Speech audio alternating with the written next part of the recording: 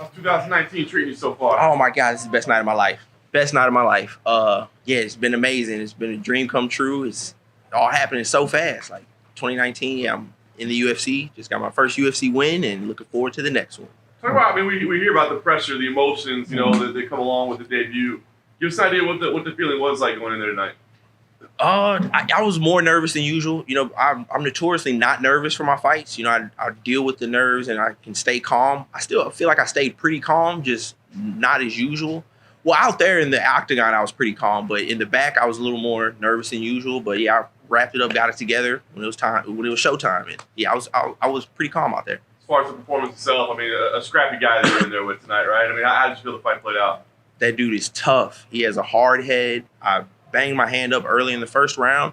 Yeah, now that it's over, you know, I'm extremely happy I got the win, but a little disappointed that I didn't get the finish because it was there. You know, I seen him wobble a few times, and I said before in my interviews prior to this that was my goal, would be the first guy to finish him, and I was so close to doing that. But yeah, I'm just ecstatic I got the win. I'm looking forward to putting on an even better performance next time. So you broke your left hand? I thought it was broken, like a broken knuckle or something, but I got to get an X-ray, but it's just banged up right now. It feels a lot better, like now that I'm sitting here just with it like this. But every time I would connect on his head with him, I'm like, oh, I can't do that too many more times. I just was feeling it whenever I would land on. I think it's just my knuckle. My hand's not broken though. You won in the Contender Series to get your contract, but you were a mainstay in Shamrock FC, which is one of those promotions that's continuing to do shows like it seems like every month. How much did that help prepare you for this moment? Just because I know it's a big part of the scene out in the Midwest. Oh, Shamrock didn't help me at all. I've been fighting for all my life, man. When I was 8 years old, I had my first boxing match. I'm accustomed to fighting. You know, I'm a fighter through and through. Even though this was my UFC debut, I've been in there a million times over and over again in my head, man. It felt just like home out there. Okay. Then follow up to that. Then how much do you feel like then being on Contender Series? Because we hear the silence and all that. And going in the octagon in front of Dana White, how much did that help? That helped me a lot.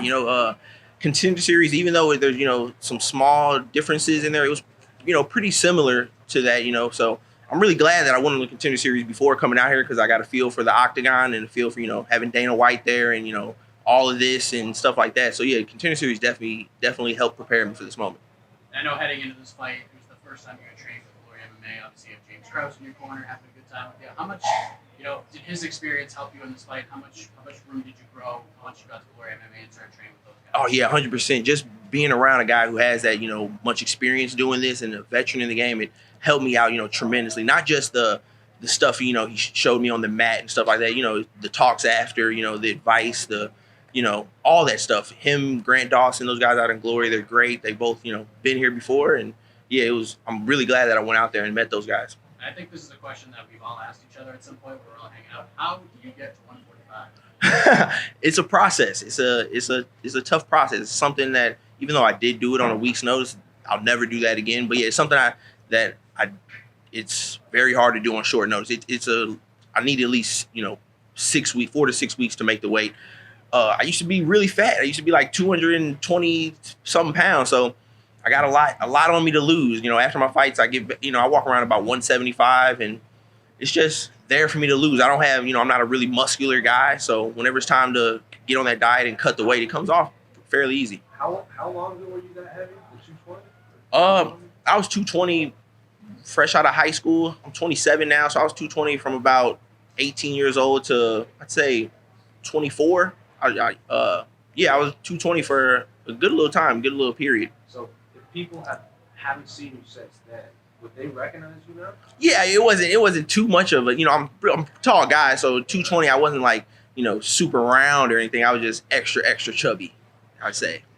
Sean, you have a very unique style of striking. You said you were nervous, but you kind of keep your hands low, you're very loose, elusive, and you use a lot of vision. Mm-hmm. This style of striking, is that like a new thing we should see in MMA where you're kind of loose?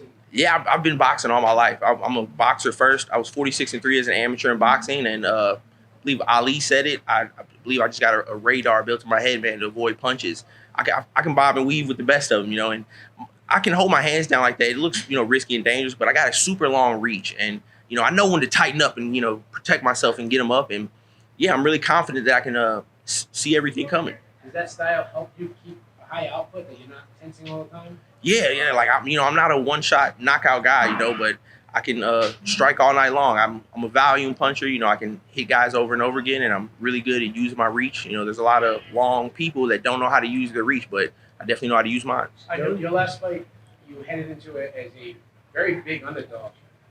You won in very spectacular fashion. You even closed this fight as a slightly underdog. Yeah. You're undefeated. Why are people counting you out? Don't know, but I love it, man. If I tell my guys all the time, I dread the day that I become the favorite. And, I know since I'm undefeated and that, I keep winning fights, that day is going to come where I'm expected to win. But if I could have it my way, I'd forever remain the underdog. Brendan Allen came off of this season of the Contender Series. He said right here that he's the best talent to come out of the Contender Series. Do you think you are the best? He can have that, man. I don't really care about that. I'm just. Is he undefeated? No. Oh, okay, yeah. Oh, he's lost 3 times. Oh, okay, well, yeah. I'm just focused on staying undefeated and keep winning fights, man. I'll leave it up to you guys to say all that. When are you looking to get back in there? I know this is a fresh win, but I'm sure you have an idea of when you want to get back. Yeah. Well, I'm on like a 3-week suspension because of my hand, which ain't nothing. But yeah, I want to get back in there January, February. I'm not too good with my months, but that's like 3 months, right? 3-4 months from now. Yeah. I want to stay active. I want to fight every 3 to 4 months. 3 months if I could have it my way. Any opponents in mind? Any opponents? Yeah, I knew I was gonna get that question. So Steven Peterson. I just recently watched him. Yeah. Seen him get that spinning knockout. He's an exciting guy. He comes forward just like Kyle does. Those are the guys that I want to fight. I want to fight exciting guys who come to fight. You headed into Kyle's hometown. This went through a decision, and it was pretty clear that he won. That said, before the fight, were you worried that if it's a close decision that he's automatically going to get it in Boston? Yeah, I was worried if it was. That's why I said my goal is to finish this guy. I knew, I've seen some shaky decisions lately in hometowns, and I knew that if it was a somewhat close fight and went to a decision, that I could be in some trouble. But by the end of this fight, I didn't feel like that was close at all. I was confident I won. I know you're expecting him to wrestle. Were you expecting 13 takedowns and that type of pressure from him? He shot for 13 takedowns. 13 takedowns. Yeah, I wasn't surprised about that at all. Every time they put a camera in his face, he was saying nothing but, stand and bang. I'm gonna throw combos. He never mentioned anything about wrestling, but I'm not stupid. I knew that he was gonna come to wrestle, even though he didn't mention it. You've got this really easygoing demeanor. Where does that come from that you can jump into the mouth of the lion and they say something like this? You look like you're just pretty much another day, like you're almost what they say about Vader standing in line waiting for a bird or something like that. Yeah, there's a lot of pressure that comes with fighting alone. So, and on top of that, there's, a lot of things you can add on to it to add more pressure. Dana's watching, the lights are on me, this and that. I don't focus on anything but what matters, and that's just the fight itself and my opponent. I have a really good job at using tunnel vision, I guess you would call it. And yeah, I just only focus on what matters, and that's the fight itself.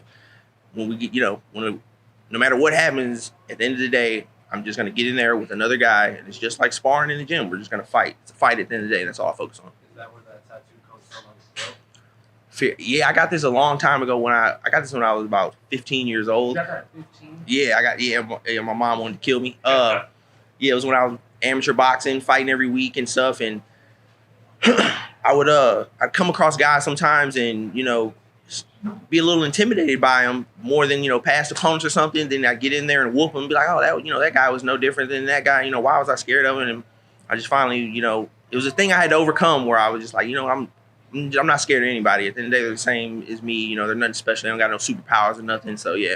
So what tattoo artist put that on 15-year-old? A guy that I'm sure would have gotten a lot of trouble at the time. Yeah. My first tattoo was my dad's name right here, Jesse. And my mom actually signed for this one.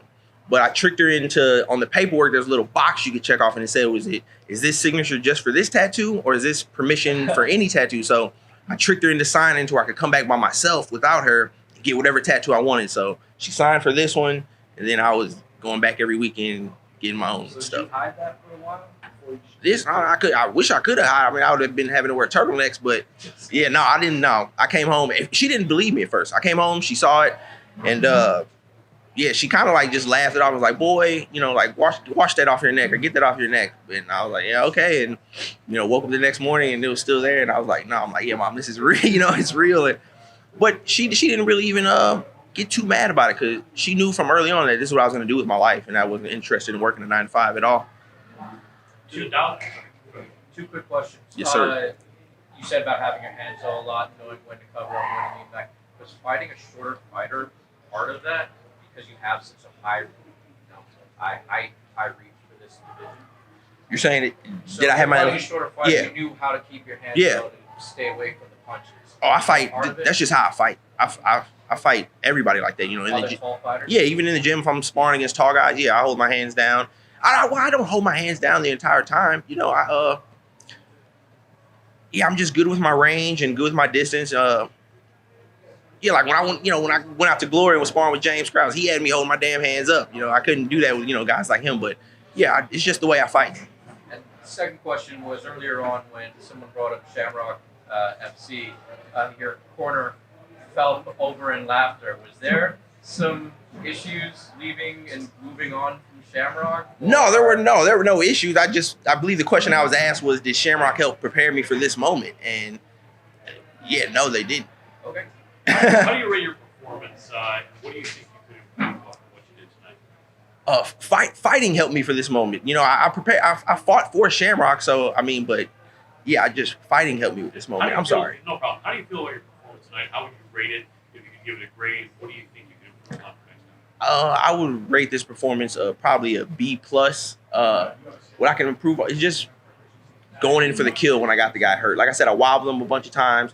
I felt the power though. You know, he cracked me in, on the side of the head a couple times. I felt his power on my shoulders when he was hitting me. So yeah, I was being weary of that. But yeah, I'm looking forward to going in there and getting the finish next fight. Congratulations. Thank you. Thank you guys. Appreciate it.